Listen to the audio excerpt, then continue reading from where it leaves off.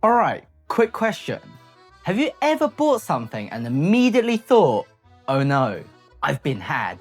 Like a Black Friday deal that was 40% off a price they made up the week before.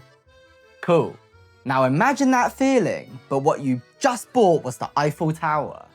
And not from some bloke on Facebook Marketplace called Gaza_official, but from a man in a suit so smooth he could sell sunscreen to a vampire.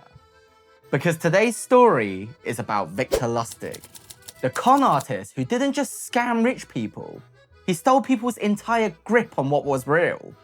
He sold the Eiffel Tower, and then, because one serving of audacity just wasn't enough, he came back for seconds. And the truly terrifying part? He didn't do it with a gun, he didn't do it with blackmail. He did it with paper, posture, and people's own egos. So pour yourself something nice, because this one is a beauty. Welcome to the Curiosity Diary.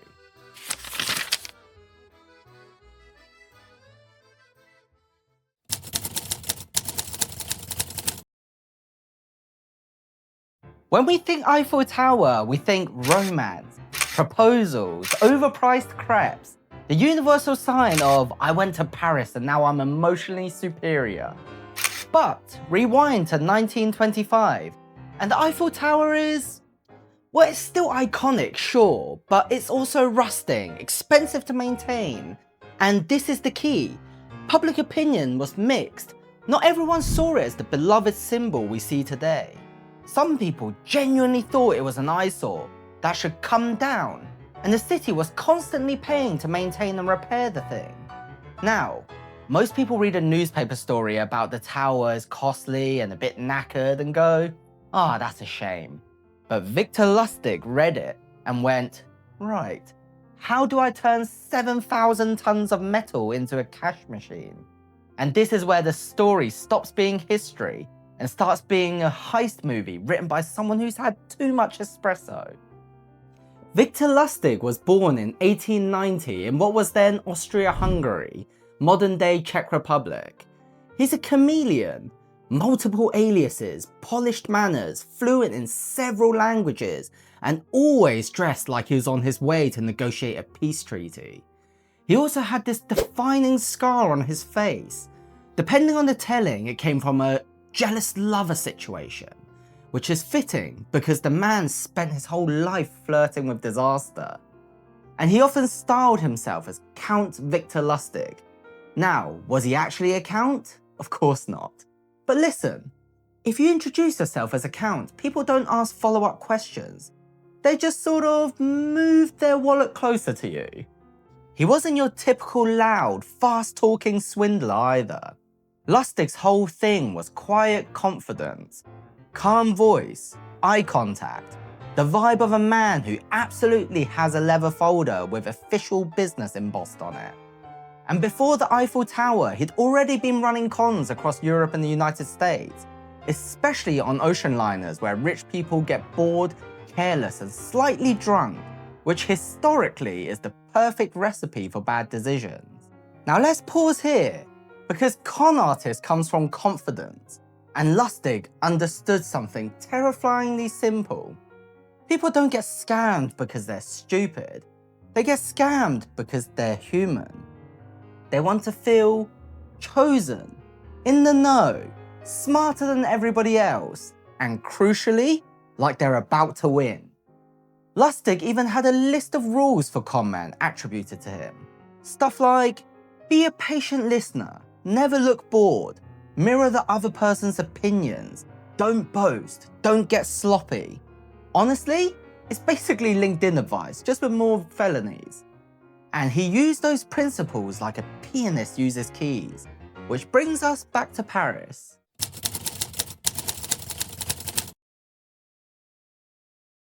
So, Lustig reads about the Eiffel Tower's problems, high maintenance costs, rust concerns, public grumbling, and he realizes something. You don't need to convince people the tower isn't valuable. You just need to convince them the government is about to do something quietly, and that you can get them in first. So, he builds a story that's just plausible enough to work. The French government is planning to dismantle the Eiffel Tower. They'll sell it off as scrap metal, but it's politically sensitive, so it has to be kept secret. A select group of scrap dealers will be invited to bid, and now it's not a ridiculous scam anymore, it's an exclusive opportunity. And if you're a businessman in 1925, exclusive opportunity is basically catnip. This is where Lustig goes full theatre director. He has fake official documents prepared, government-style stationery, and he invites a small group of Paris's top scrap metal dealers to a confidential meeting. He chooses the setting carefully. The Hotel de Crillon, not a pub, not a back room, not meet me behind the bins. One of the most upscale hotels in Paris. The kind of place where even the chairs look like they've got a better credit score than you. Because a con doesn't start with the lie, it starts with the environment that makes the lie feel normal. He introduces himself as a government official, specifically a deputy director type from the Ministry of Posts and Telegraphs in some accounts. Basically, high enough to sound important, but vague enough that no one can check easily. And then he drops the line that makes everyone lean in. This is confidential. And you can almost hear the businessman's brains going, ooh, a secret. I love secrets. I'm basically a spy now. Now, at the hotel, Lustig tells them the government has decided to take bids for the right to demolish the tower and take possession of its metal, around 7,000 tons. He doesn't just talk either. He rents limousines, he gives tours, he plays the role so well that everyone starts acting like it's real. Because people take cues from each other. And here's the genius bit. He's not just selling them the tower, he's watching them. Who's greedy? Who's cautious? Who's trying to impress? Who's desperate to break into the big boys club of Paris business? He's shopping for the perfect victim, and eventually, he finds him.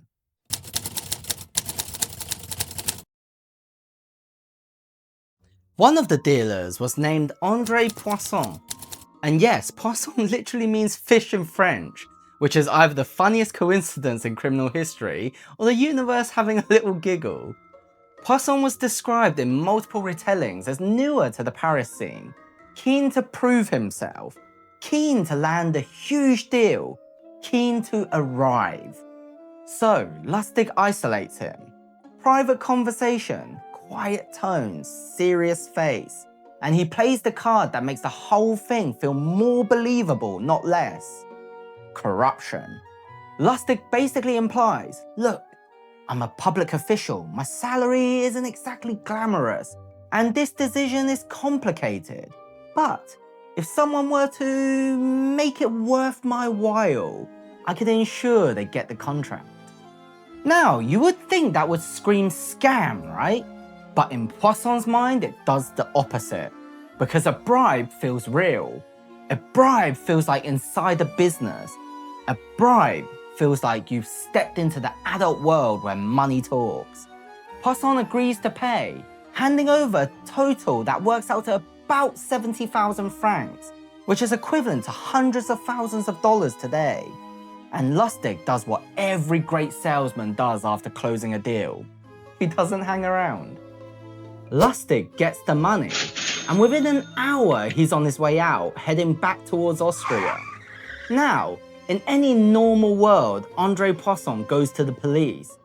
But this isn't a normal world. This is a world where ego is doing most of the driving. Poisson has a problem. If he reports it, he has to admit he believed the Eiffel Tower was for sale, and he tried to bribe a government official to get it. So instead, he does what so many victims do. He stays quiet.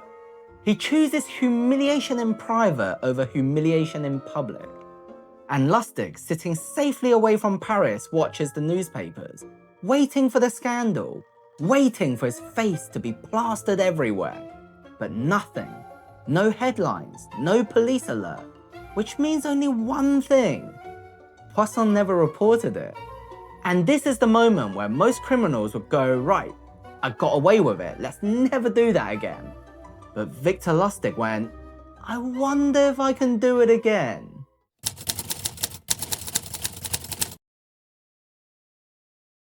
Now here's the bit that turns this from wild scam to this man is not operating with the same fear settings as the rest of us.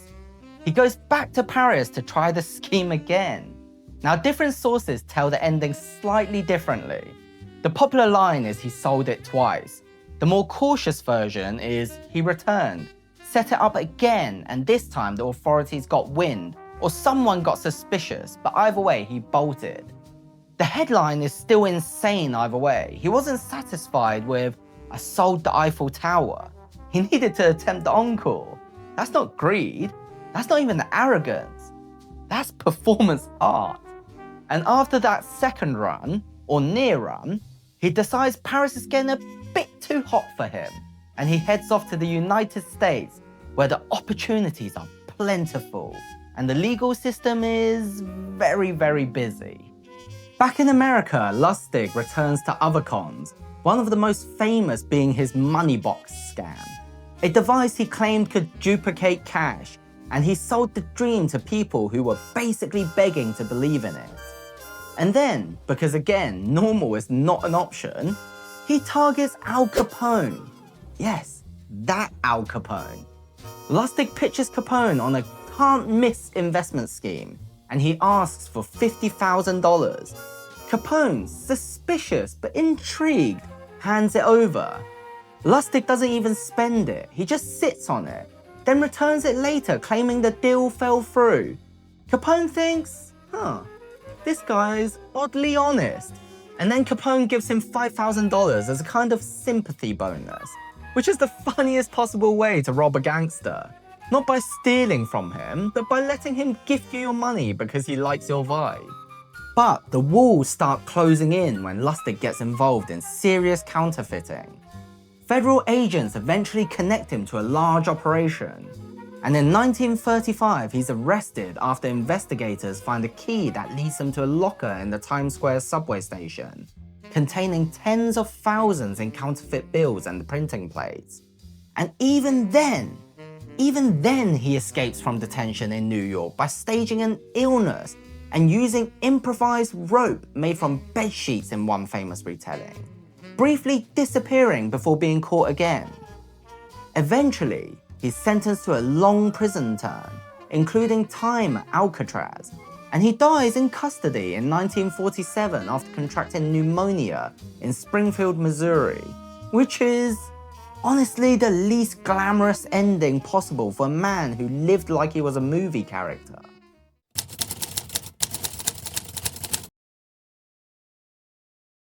Now here's what I love about this story. Love in a pleasant don't do crimes way. Lustig didn't hypnotize anyone. He didn't have magic powers.